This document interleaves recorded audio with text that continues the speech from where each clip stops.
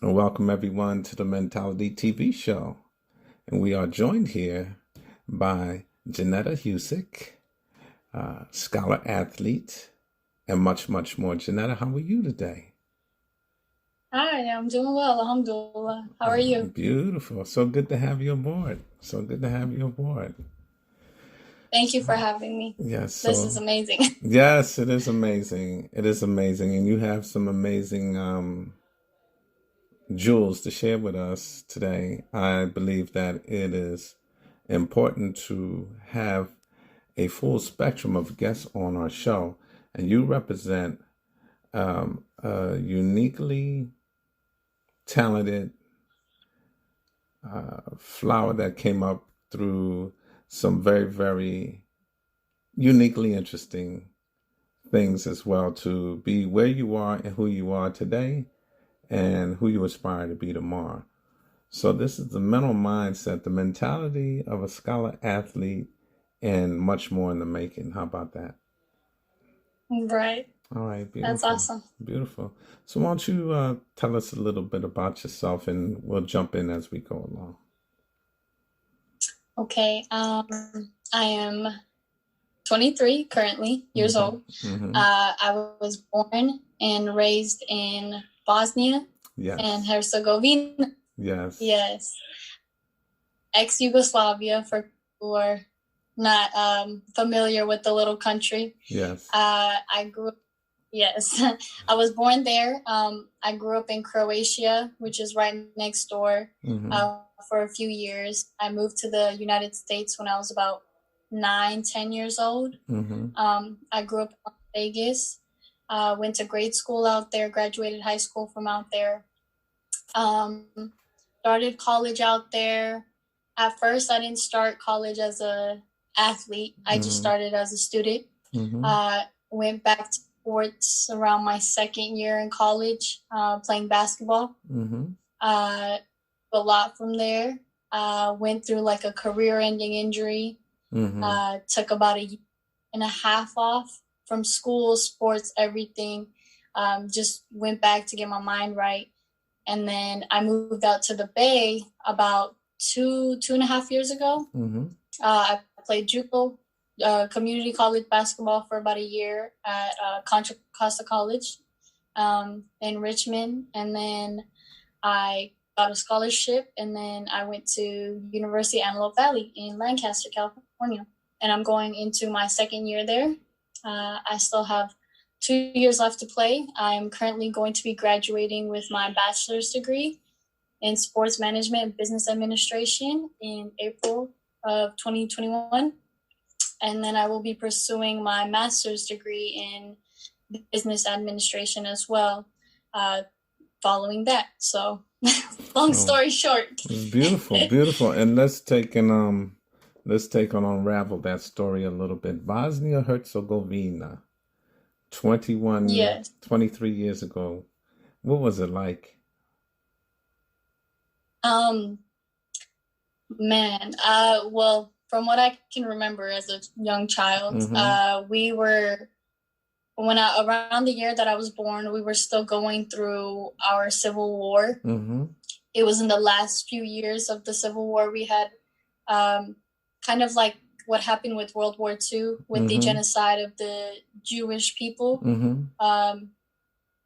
We had a war that had broke out amongst the Serbian Christians, Mm-hmm. and they had tried to do like an ethnic cleansing Mm-hmm. of Bosnian Muslims, Total annihilation and of the Muslims. right, Mm-hmm. yes, and Catholic Croatians. Mm-hmm. So I have a mixture of Croatian great grandparents and Bosnian great grandparents as well. Mm-hmm. So a lot of my uncles have passed away. They were killed during the war. Coming from both sides of my family, my mom's side and my dad's side. So there's very few left as far as the boys in the family. Mm-hmm. Everyone that's probably from, I want to say, my great grandpa's generation all the way down survived. Everyone past them were killed during the war. So we had war for a few years. It went on during Bill Clinton's presidency. So they basically, what the Nazis did to the Jews is what the Serbs did to the Muslims. And the So difference is it happened in modern day. It was just 20 some odd years ago. It's right, not and it's not history it from a long time ago. right, and the world kind of turned their shoulder to us because it was a kind of like I mean, we were a little country too at the time because we had barely just went through our dependency and everything was kind of separated. But there was a lot of countries that were connected to Yugoslavia. It was one big country at one point, and then everyone decided to go ways, and with greed and power and all that stuff. But it was a modern day genocide, like you said. And the crazy part is, it was actually the second biggest genocide in the entire world after World War II. They had anywhere between they had killed actually about 12,000 people in one little city that had about less than 20,000 as the population. So it was really dark times. It was very hard, not just not having like little things like food or water, something simple as that, but just like having to see the grenades and the bomb leftovers on the buildings. Even to this day, like if you were to go visit in Bosnia, there's still some parts of each city that still have the leftovers from, you could see the gunshots that were shot through the buildings. And so that's always going to be there, like as a memory, almost kind of like a PTSD almost. So like now for me, these going off and it's kind of like, it's a little traumatizing. I'm not going to lie. Like I I can hear, like when I hear firework, I think of like a grenade, just getting thrown across. Like, as a little kid, that's traumatizing to just hear. So yeah, very very dark, I would say. It was just difficult altogether. Us, like my mom, my grandma, my aunts, we were all together. The men were separated from the women for the longest. So it was just, you kind of just had to just get by whatever we could with everything going on. So yeah, it was rough. I'm not gonna lie. I'm very familiar with the history of Bosnia Herzegovina, and I wanted you to share that with the audience because sometimes I like to use the expression, and it's a very, very broad expression, is that a person may just look this way. You never know until you start to peel the layers back exactly what someone has gone through. And to say that, okay, you're a scholar athlete today is underscored by the fact that from the outset of your life, you've been a survivor. A survivor in a uniquely difficult situation that many here in America would never dream of ever finding themselves in. So it's a very, very unique journey. And yes, I wanted you to really accentuate, as you did very eloquently, that piece of Jenna Husic for our audience in order to understand exactly the perspective that Jenna's mentality brings to the show today. And so thank you for that part. So from there you went to Croatia, and from Croatia you started getting a little older. And when you recounted these things, I'm sure it was a part of what you remembered as well as a part of what you were told that you experienced at a young age that may be in the recesses of your mind, but definitely in the forefront of the elders that were able to bring you to the point you are now. So that's very important because sometimes we don't really associate these type of atrocities being committed some places close to the American culture as Europe, because it is Europe. Yeah. correct. So from there, lead us on again. So Croatia, you went there for a couple years. How did you like Croatia? It was nice. Honestly, like it was one of the hardest times. It was my mom, my sister, my uncle, and my aunt, and they only had one of my cousins at the time. We all lived in a 1-bedroom apartment, Mm-hmm. and we were waiting and waiting on our papers for to come to America, Mm-hmm. and we waited about almost 2.5 years Mm-hmm. just for the paperwork to come, and they got approved first. So my uncle and my aunt took my little cousin about a year in, and so me and my mom and my sister were left for almost a year and a half by ourselves in that little apartment.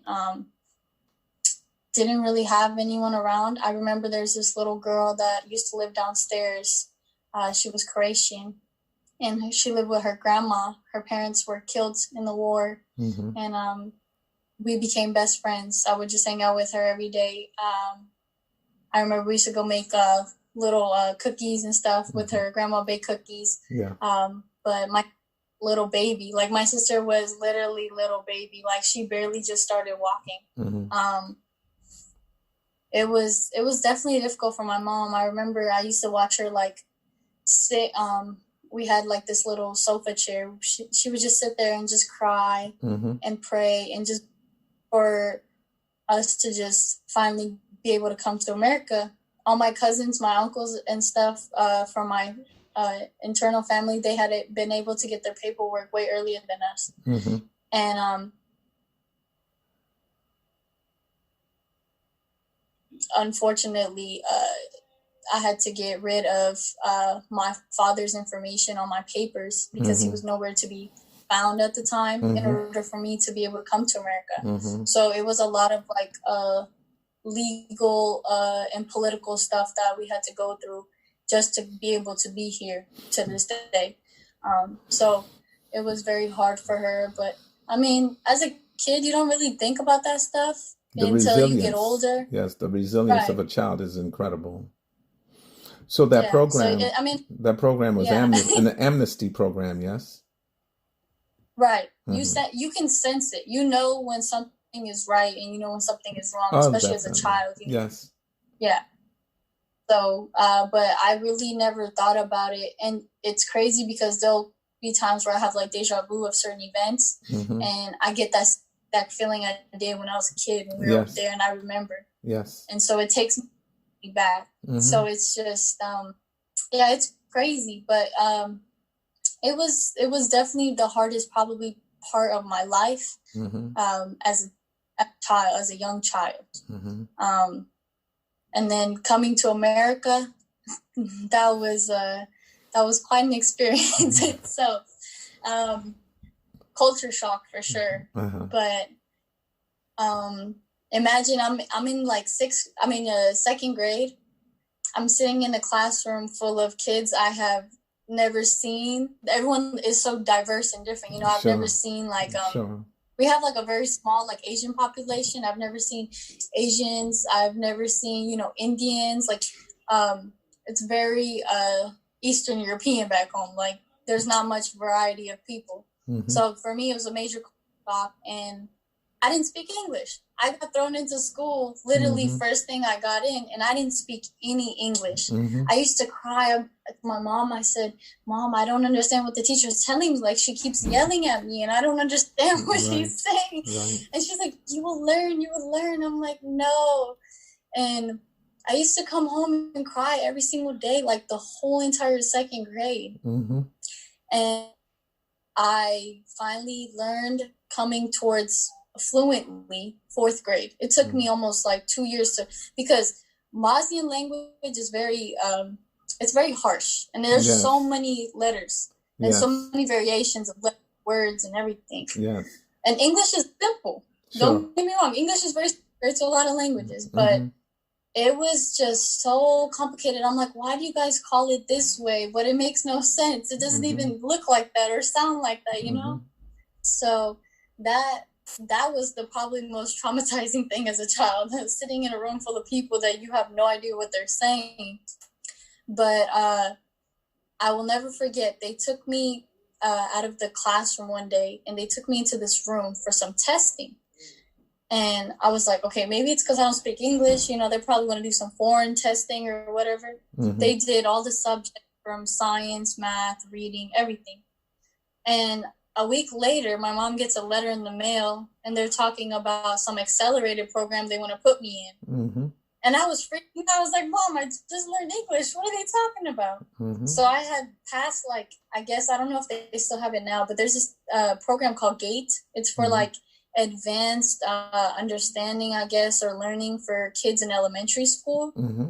And I guess I was just really good in science and math. And they had put me in that program where they take you out like an hour out of the day in the classroom, and you're with a bunch of like other kids who think like you, and you're doing like different type of projects. You're building stuff. You're making, like, we used to work on robots, and I was like, like, I'm like, okay, I don't need English for this. So, exactly. But yeah, I did that like 4th and 5th grade. I was in that program. And then it did help me when I went to middle school, with like advanced classes and stuff. But I was like so shocked. I was sitting there. I was like, Mom, I just learned English like yesterday. Like, what is this? Yes. So it was crazy. But yeah, no, it was a good experience. It was very traumatizing, though. I'm not going to lie. So one of the things that you find is that you talked about certain things remind you of there, and you can feel it as it's right there. And mentality, and in the study of the mind, that those things that that cause you or help you to reminisce of things in the past are called affect bridge. It's almost like a mental portal, which enables you to cut back to a particular time. It could be a sight, a smell, and in the case in which you mentioned also, something that goes off, a loud sound that goes off reminds you of a bomb. And it enables the mind to cut through back in time to a particular place, pleasant or other, and where you could a smell that may be a particular dish that causes a certain type of feeling, a particular perfume maybe your mother, your grandmother used to apply, or it could be, like you said, on the other hand, certain sounds that make you think about the bombs. These things are called affect bridges, and it cuts you back to an experience. And with mentality, sometimes we go back to those experiences in order to eradicate any form of PTSD that may be associated with it. But in any case, this is a very, very fascinating story to me. I also have picked up that one of the things you speak of the Bosnian language being very, very complex, and all of a sudden you're here, and 2 years later, a young child's mind is like a sponge. Though you met with some sensory overload, not knowing anyone in the classroom and things of the sort, within 2 years you had accelerated. A part of that is because I think we had spoken before about this. The majority of the languages that you had already been exposed to made you understand how simple English was. These languages were of a longer period of time. The English we speak in America is about 5 years old. Okay, and if you're in Britain, they'll say English and American language. Okay, but this is a language that's derived from there, and is very young and simple, and compared to a lot of other languages, as you said, in the world. And also, what happens is that the level of maturity that is impacted with inside of the older languages enables a level of maturity inside of the individual, and a level of maturity inside the individual to be able to grasp and comprehend things. And hence we had a situation where we have a young, accelerated individual that just learned English from way afar, right here in America, becoming an American scholar. Please continue. Correct. So please continue. So middle school. Mm-hmm. Um, I don't really remember much of it. Mm-hmm. um, it, I mean, like I feel like, it was like decades ago, but Mm-hmm. middle school, I started exploring who I was as a person. Yes. I began reading. Yes, that's when I really got into reading. Mm-hmm. I used to hate reading. I Yes. was like, this is only for school. That's the only time I'm going to do it. But middle school was when my mom decided to really take her religion seriously. Mm-hmm. She started practicing more. She started teaching me a lot more. And I kind of was just like, like a child, like, okay, mom, whatever you say, like, all right, I guess Sure. so. So Sure. I was just with emotions of learning how to socialize with kids, especially because I grew up in a different environment, and Mm-hmm. what's okay back home is not okay here, or vice versa. What's okay here is definitely not okay back home. Yes. So I had through a lot of, I would say those are the years I got in trouble a lot because I used to hang around kids that were not good or like supposedly not a good influence. Mm-hmm. That also got interested in reading. So I started reading on everything, like Mm-hmm. from religion to spirituality to just science, Mm-hmm. everything. And it helped me really understand how much I really enjoyed school. Like I enjoyed learning. I enjoyed being in the classroom. I enjoyed just studying. I had developed very good study habits that to this day, I still use for college. Mm-hmm. When I went off to high school, I had taken actually 7th grade. I had taken that year off from just public school. I wanted to stay home and just do online school and really just make sure my studies were up to par, really get ready for 8th grade because I wanted to do all accelerated AP classes so I can be ready for high school. When I got to 8th grade, I started playing basketball. And so school became like a second priority to me. Me and my little sister, she's 2 years younger than me, she started playing when she was in like 3rd, 4th grade. So she was already way ahead of me. So she was boys in the park, and I would sit there and just like read a book, or I'd just be on my phone or whatever. We had the little flip phones back in the day. But I used to watch her play basketball, and I was like, why do you play basketball? Like, that looks so boring, Like, what's the point? Like, you have to try. She's like, she was in 6th grade. She just started middle school, and I was just ending middle school. I was in 8th grade. She's like, please come try with me. And I said, I haven't touched the basketball like a day in my life. Like, I'm going to look stupid. And she was like, come on, it'll be fun. So I went to go try for the team. And believe it or not, at that time, I was one of the tallest girls in my class. I was 5'3". I would say 5'3". I was one of the in my class.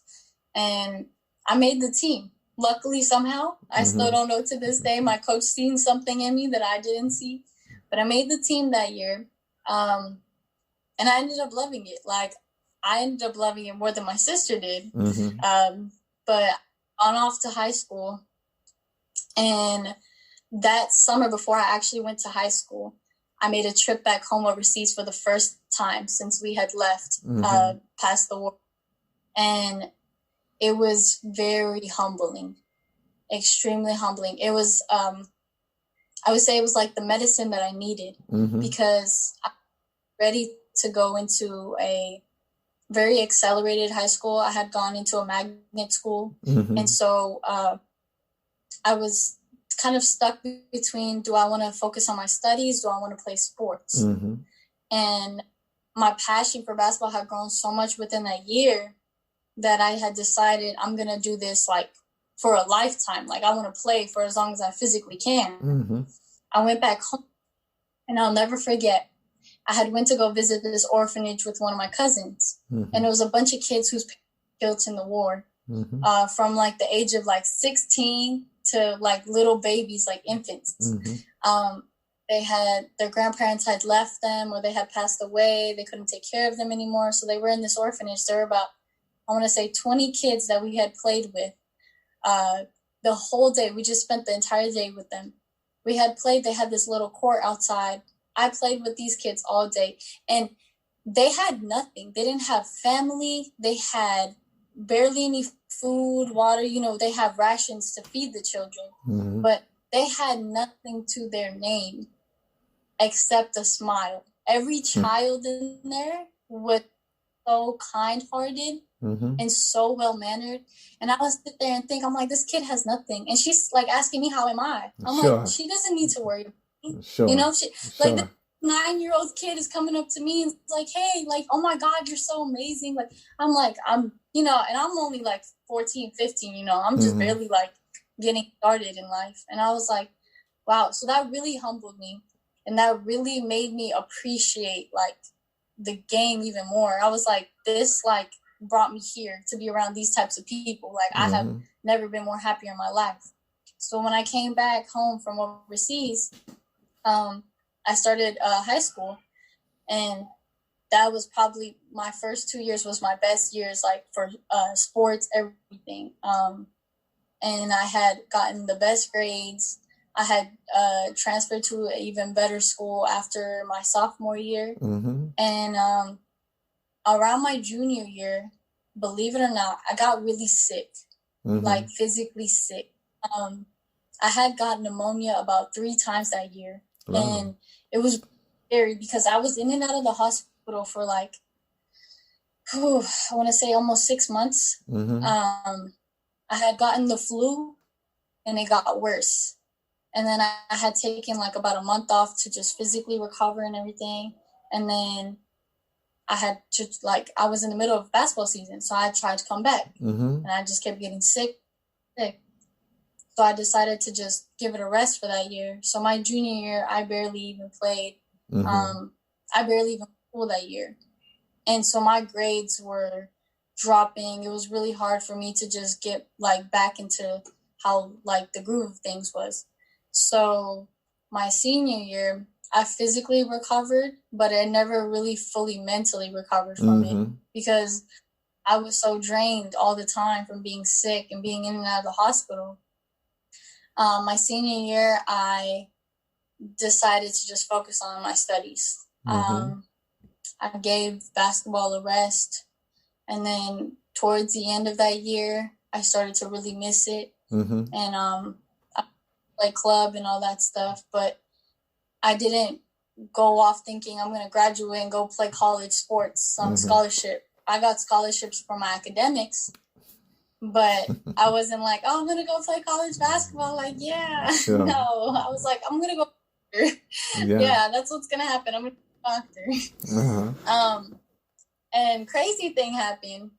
So I graduated June, and my mom got pregnant around April. So she was pregnant with my brother, who was 4 years old now. And when, it was kind of scary because when I had found out about it, they had like told me, oh, it's going to be a surprise. And I'm like, okay, we're going on vacation. Like, yeah, I'm like, I'm going to get a new car or something. Sure. And then I kid you not, the day I opened, I had gotten a scholarship academic scholarship for Portland State University. It was one of my dream schools. I was opening up my scholarship. My mom's like, okay, so I have a surprise for you and everything. She's like, I'm pregnant. And I'm like, oh, man. I'm like, Mom, I was like, excuse me. I'm like, Mom, I know you're not old, but you're 40. Like, come on now. And she was like, yeah, boy. And I was like, okay. And I cried. I ran into I started crying. She's like, what's wrong with you? I was like, what's wrong with you? It was, she's like, I will never forget the day that you cried when I told you I was pregnant. I was like, Mom. And so she got really, really sick. On top of like being, for women, the older you wait to have children, the higher the risk the pregnancy is. So she got really sick. She had been in and out of the hospital for the first like 4 months of her pregnancy. She had gotten diabetes. She had gotten like a bunch of different situations, like just because she was pregnant, not for the fact that she was sick in general. So the baby on my wrist, they had put her on bed rest the entire pregnancy. So she could go up, get out of bed to go take a shower, come back into the bed. That was about it. She had to be like on a strict diet and everything. and she still ended up having to get a C-section at the end. But I made the conscious decision to stay home and be there for her and for the baby. Just because, not the fact that I thought it was going to be selfish for me to go off to school, but in the back of my head, I was thinking, like, I can do everything that I want to do out of state, in state. And so I stayed back my first 2 years of college. And I don't regret anything. I think it was the best decision I ever made. I got to be there when my brother was born. That was amazing. I have never seen a child be born. And that's a very traumatizing, like, situation to see. I'm not, but and honestly, that day made me realize I didn't want to be a doctor anymore. I was like, okay. I was like, yeah, I'm okay. Right. So after the first year he was born, I stayed home a lot of the time. I would just go to class and then come home. I wouldn't work. I wouldn't really do anything for that 1 year. And I kind of lost. Like, I was starting to lose myself. And, when you're a young adult, you want to, like, hang out with your friends. You want to do all this stuff. And I was so committed to my studies that I had almost forgotten, like, hey, like, what is more to me? School's going to be there. But I had to step out of the box, basically. And I figured out that without sports, I didn't really have happiness anywhere. I couldn't find it. As much as I love to read and write and do all this stuff, I wasn't happy. And towards the end of that year, my grades dropped, like, dramatically. By the time I had finished the, like, year off, I barely had passed my classes. And it wasn't from not focusing on my studies or anything. It's just for losing the passion in it. I don't have that willingness or that ambition to go put 110% in the classroom when, C's get degrees. That was the mentality. So, I was like, I need to have some more excitement in my life. Like, that's great. My baby brother, he's my baby brother. He's not my child. So I have to find, to excite me. And I used to play basketball just for fun at the rec center just for fun at the rec center at school. And I remember the coach one day was there, and some of her teammates or her players were there just playing. The girls on the team used to come up all the time to play because a lot of the overseas players would come and play and stuff. So we were there, and she had talked to me, and she was like, "Hey, do you play basketball?" I was like, "No, not anymore. I used to in high school." She's like, "Really?" I was like, "Yeah." She's like, "You should come play." I said, "Huh?" And mind you, I was at UNLV at the time. And so I'm like, I was like, okay. I said, do you know how tall I am? She's like, yeah, you're like 5'5"?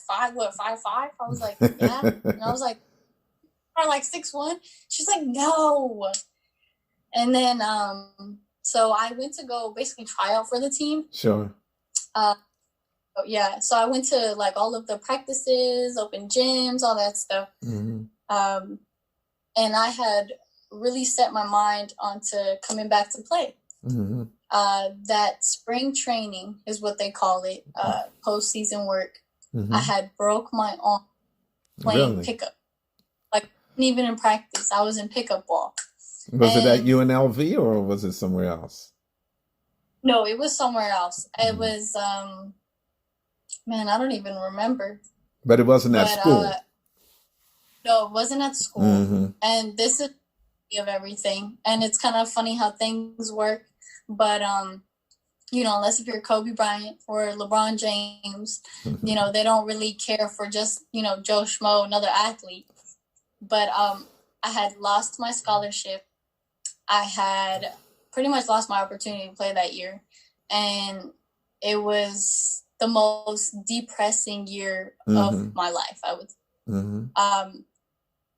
When I had gone to, like, about 8 different surgeons, nobody wanted to operate on my arm. I was like, I'm never going to be able to shoot, let alone eat, probably, with that hand. So it was very, very difficult for me. I dropped out of school. I was like Like, I can't do school right now. It's not worth it. Like, I can't physically, mentally go to school right now. So I was on bed rest for like 2 months. I stayed home, didn't do anything. And when I didn't even touch a basketball. I didn't watch no games for that year. I didn't even, like, if somebody said basketball, I was like, go away. Like, I don't want to hear it. So it took me about 4 or 5 months for me to realize, like, okay, like, I can come back from this. Sure. Like, this, in my mind, this is nothing. There's people who have gone through way worse. Like, Sure. At first I was like, you know what? I just want to make sure I'm healthy again for me. Forget sports. I just want to be healthy so I can go back to school. I can, free. And then about a month into my rehab, one of my old AU coaches called me and he was like, hey, like, you're still in the cast, right? And I was like, yeah. He's like, hey, I got a few coaches who want you to go play. And I was like, coach, I'm still in the cast. Like, what are you talking about? He's like, look, we can rehab you this year. You come back next year, no problem. I'll never forget Coach Andre. And he was like, yeah, come on, like, you're fine, right? Like, I'm like, coach, like, I'm not playing anymore. He's like, yeah, okay, sure, call me in a month. And I was like, in my head, I was like, this man is crazy. I was like, I'm done playing, like, come on. And literally, not even a month, like, about, I would say 2 weeks later, I had called him and I was like, I need to get back in the gym. And he was like, I'm so called. So he had connected me with a few of the people that he knew. And I started training again. I started rehabbing. It took me about almost, I want to say, a year and a half, like, nonstop. When I tell you, the only rest day I had was like Sundays for a whole year. I didn't ever, like, I used to do like 2 days, 3 days just to rehab my shoulder to get back to where it used to be. Wow. You have a rotator cuff injury. It almost never heals. It's one of those things where you kind of learn to live with it and you just got to adjust. Yes, definitely. Right, exactly. It's definitely, it was not the easiest thing, but it really pushed me to see, like, how much I can physically take and mentally too. So, and honestly, like, during the process, I took no painkillers, no drugs, no nothing, because I was like in that mental state of like, I don't need medication to get through this. Sure. And it was a really to me, because when you break a bone versus having a headache or something, like, that's something you can't compare the two. Right. So I didn't like first of all, I didn't like the effects of the drugs. And I encourage, like, a lot of my, like, fellow athletes or my fellow, friends just don't, it's, at the end of the day, it is mostly mental. Thank you. I know the pain is there. Thank you. As humans, especially men, we can endure a lot of pain. High threshold of pain, innately. Right. Right. So I did mental healing in the process too. And so I rehabbed and everything. And then I decided to move out here. And my godparents, God bless their souls, they took me in and I left everything in Las Vegas. When I tell you, I left my family, my parents, my brothers, my sisters. I pretty much left everything. And I came out here just on, like, faith and hope. Sure. Like, I'm going to be somebody. I'm going to become, I set out to be. So I went to go play my first year of junior college, my first ever full, like, legitimate basketball season in college. I learned a lot. I grew a lot. And to this day, I know it's very skeptical for a lot of kids to be like, oh, I need to go D1 or I need to go D2 or whatever the case may be. I'm like, no, you need to go where you need to go. Thank you. Me being at, like, a D1 level and then coming to junior college made me open my eyes to a lot of things I didn't realize. Like, not just on the basketball court, but just the life in general. Sure. Like, even when I was at UNLV, I grew a lot, but I also feel like I was very complacent because I was like, okay, you know what? You're here. You're on the high level. This is as good as. And that's not the case. Right. Even at that high level, settle. No matter if you're the first person off the bench or the last person off the bench. And that's what I junior college. So yeah, I played my first year at junior college, and I told myself I'm going to be 1 year and out. I'm not going to sit here for 2 years and, you know, having to force myself to stay in school longer for no reason. Like, I believe I myself to the next level. Right. And so that year I played. I think it was about 1 year. And towards the end of that year, it wasn't even after basketball season, but towards the end of that year, I had gotten all these emails and all these scholarship requests from all these coaches. And I was like, it didn't dwell on me until I was like, wow, like I actually did it. Like I was like, I set out a plan. I did, I followed through with it. And so I went on my visits, I made my trips, and something about the school that I had chosen just kind of felt right. Like I couldn't explain it. Like, you know, you go to visit, you know, a place, or you go on a vacation or something. Sure. And like some vacations more fun than others because of the environment. It's not because you could go to the Caribbean and be depressed. Sure. You're not in the right, you know what I'm saying? If it doesn't resonate with you, it has to resonate with you. Exactly. Yes. So yeah, I was stuck on that, not just the coaches, but just on that environment and the culture. And I was like, these people can push me to make me better than what I am now. And they're going to push me to be on that next level, to go pro. Yes. And that's what happened. So I finished my first year there, and I had gone through ups and downs, a lot of ups and downs, but I had gotten 2 rings out of it. So it was definitely worth it. Okay. Could break that down? 2 rings. Break the 2 rings down for us, Jenna. Okay. So this year, we had won our regular season conference champions. Okay. And then congratulations. Thank you. We were placed as 5th seed in the NAIA national tournament. Yes. And we, unfortunately, due to the COVID-19 this year, we were unable to even start our first round. But we were predicted to go very far as the tournament went. The last year before that, they had made it to the Elite 8. So we were definitely predicted to be at the top.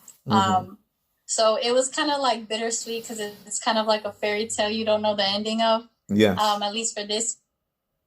So, but the beauty of it, we all I got to grow, especially for me. But I really tried, like, for once, because even in like high school and middle school, we used to win championships, like even during AAU season, but it was never on this scale of what it is now. When you're in college, it's like a whole nother level. Yes, indeed. And it's a whole action. So it was a very humbling and very blessing to be able to go through that, especially my first year going back to a university. So I'm very thankful for that. But yeah, this year was crazy for me. I had gone through 2 broken noses. Incredible. Just my luck. But no, I broke my nose in practice the first time. I had to sit out for about 6, almost 7 weeks. And then they had put me in the little mask that you probably seen, like Kyrie Irving. Yes. Who else? Yes. The Mamba mask. So I had got mask. I had never played with that in my whole entire life. I even when I was a kid, I didn't have those little dribbling goggles. Yes. So I was like, this is so weird. It was a really difficult adjustment, but I finally adjusted. And right as I finally started to adjust, I broke it again. Wow. So the second time. With the mask on?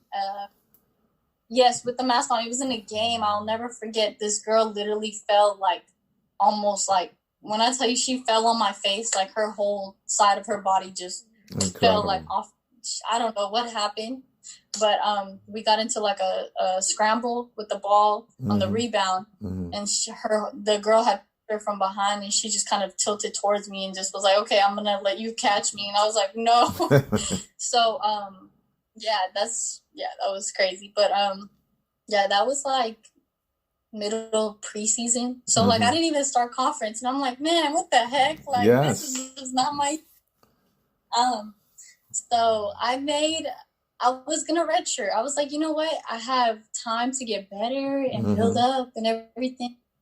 But I had a really good conversation with one of my coaches, and he helped me to see the bigger picture. And I was like, this is my year to learn and grow. Mm-hmm. And I can take that and just push through, like, with everything that was going on Sure. with my injury and everything.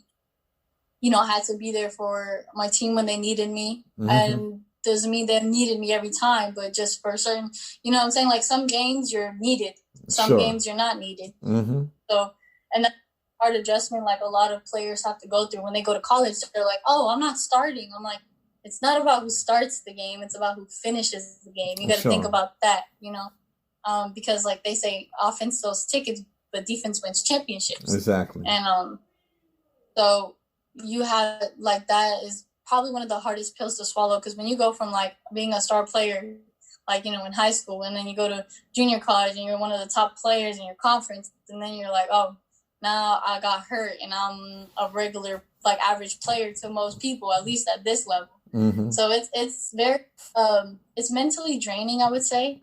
Oh yes. But it's a very good lesson to learn. But I have 2 years left to play, and I'm in pursuit of 2 degrees at the same time. So I have a big plate. Yes. To I have a big, you know, have a lot of chips on my shoulders too. Uh-huh. But I did actually. I think this. I know everyone thinks like obviously this whole COVID-19 is very difficult and it's not been easy for a lot of us, but I think it's actually a very good thing because it's helped a lot of us like mentally, emotionally heal and grow. Mm-hmm. At least me personally. Sure. So I have to just kind of regroup, I would say. Recharge and that like battery. I'm looking forward. Right. So I'm very much looking forward to this year. I mean, we have a great team coming back, so it should be a fun season. Mm-hmm. Like, so I'm hoping like everything kind of goes back to normal because we're about to go back to school. So, but yeah, that's pretty much it. You know, I'm 23, and another thing is a lot of people think like, oh my God, she's so old and she's still playing. Like she's still in college. Like you should be graduating or you should have been graduated.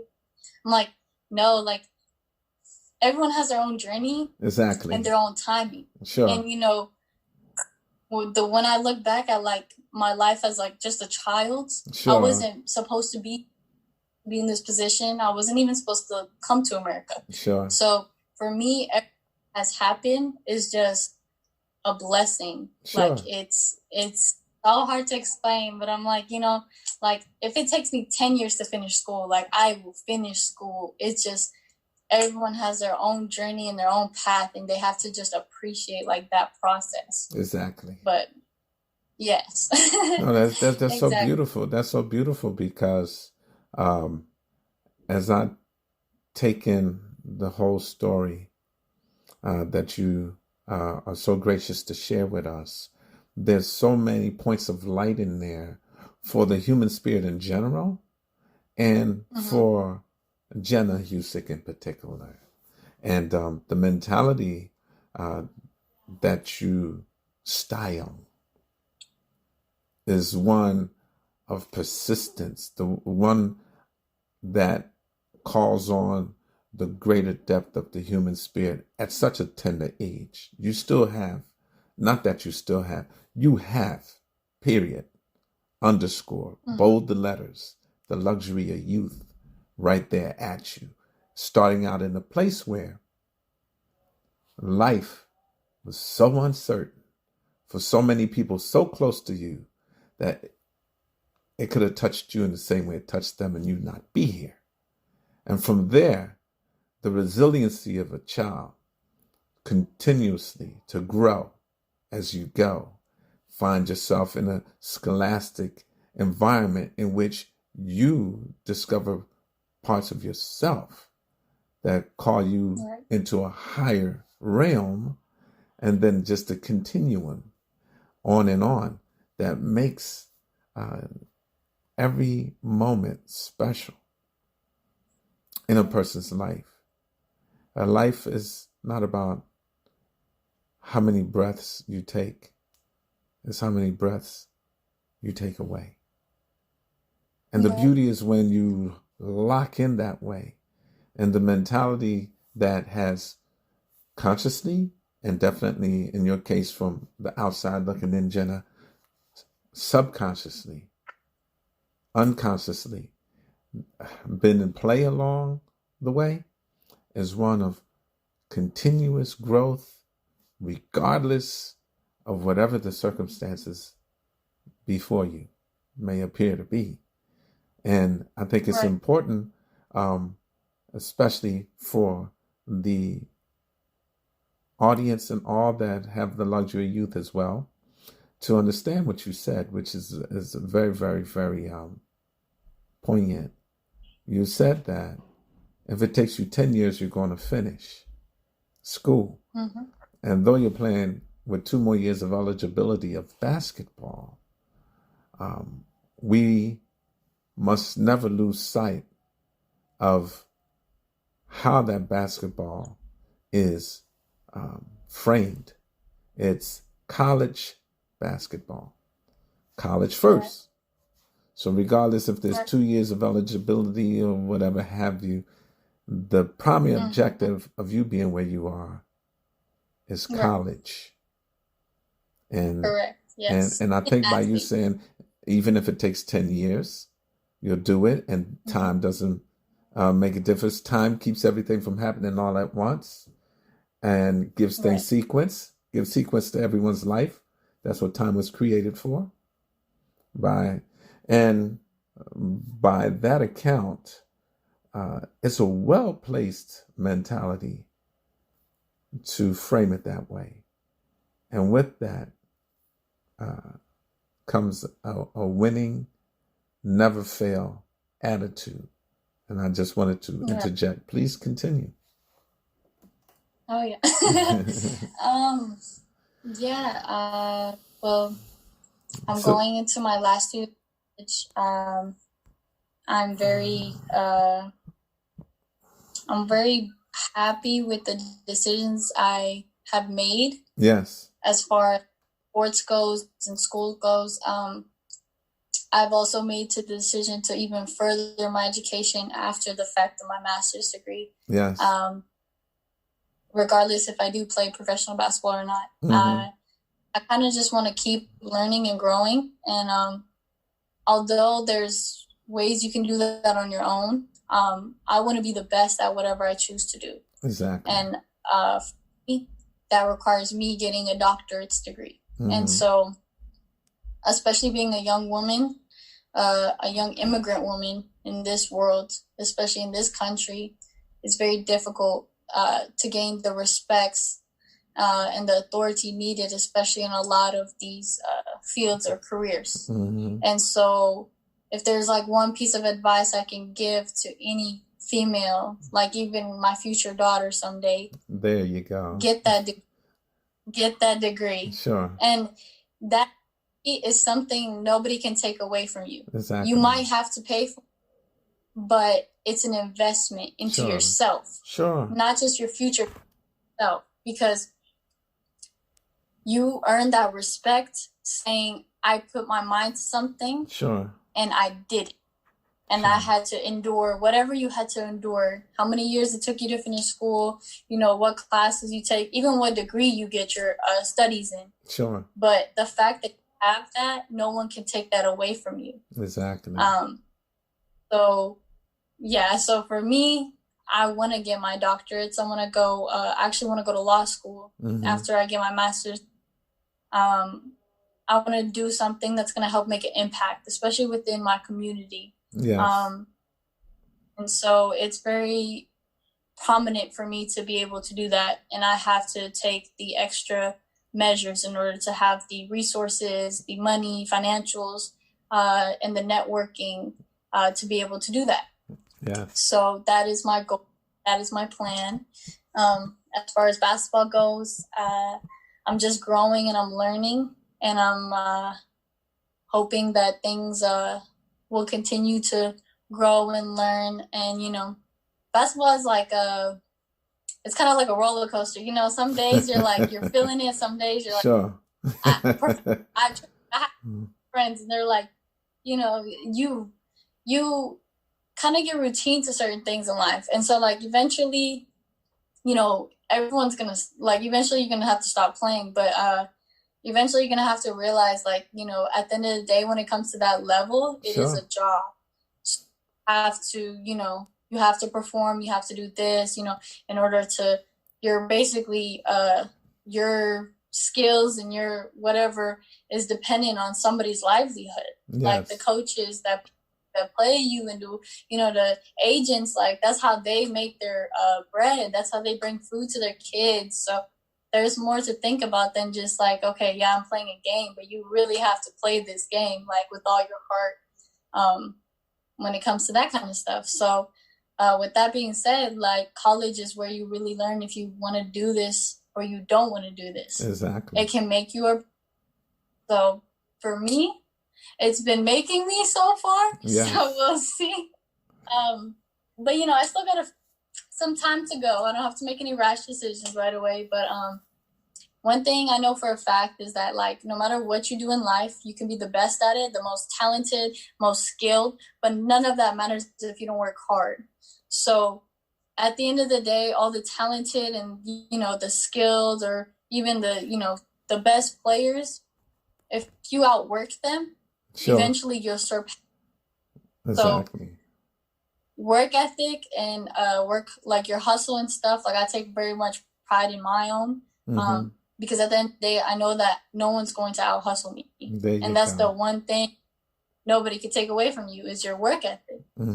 And so that will get you so much further in life, like outside of just having knowing the right people, or just basically just having the most talent, or whatever the case may be, not even just on the basketball court, but just in life in general, with your career or whatever you choose to do. Sure. But is very important, especially for kids our generation. I think they fail to realize, like, hey, I got to work hard in order to do something with my life, because you can only go far. Yeah, you can only go so far just getting by or whatever. So that's very, very, very important. Is that your mentality? Yes, I would say that is my mentality. Yes. Beautiful.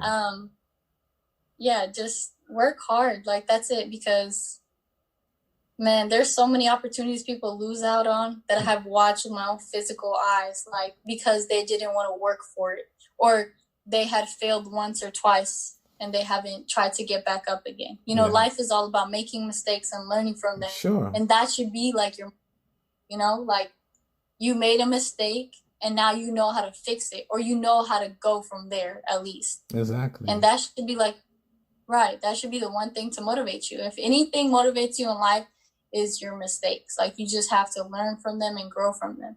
If you don't, there's no point of you doing anything, because you're going to keep doing the same thing, and it becomes kind of like, you're kind of stuck in limbo at that point. So, well, if experiences are the best teachers, mistakes are experiences, so they're part of the best teaching. So what you said is true, and that's by extension how the phrase of learning from your mistakes really holds true, and I like that.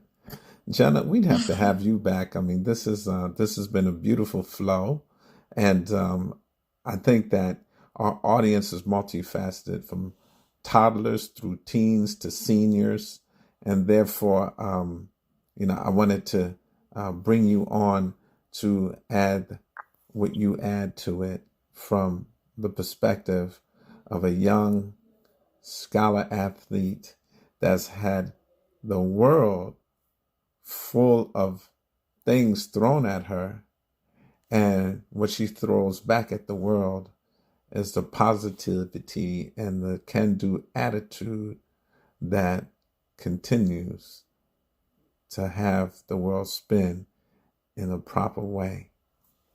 What can I say? Thank you so much. No, thank you. I really appreciate it. All right, this is great. Let's do it again. Let's keep a finger on the pulse of the progress of the growth of Jenna Husic, scholar athlete with a incredible mentality. So, thank you. This is Jay Mentality Show. And if we do anything, let's do like Jenna, keep it mental. How about that? Thank you. All right. See you again. Thank you. You too. Take care.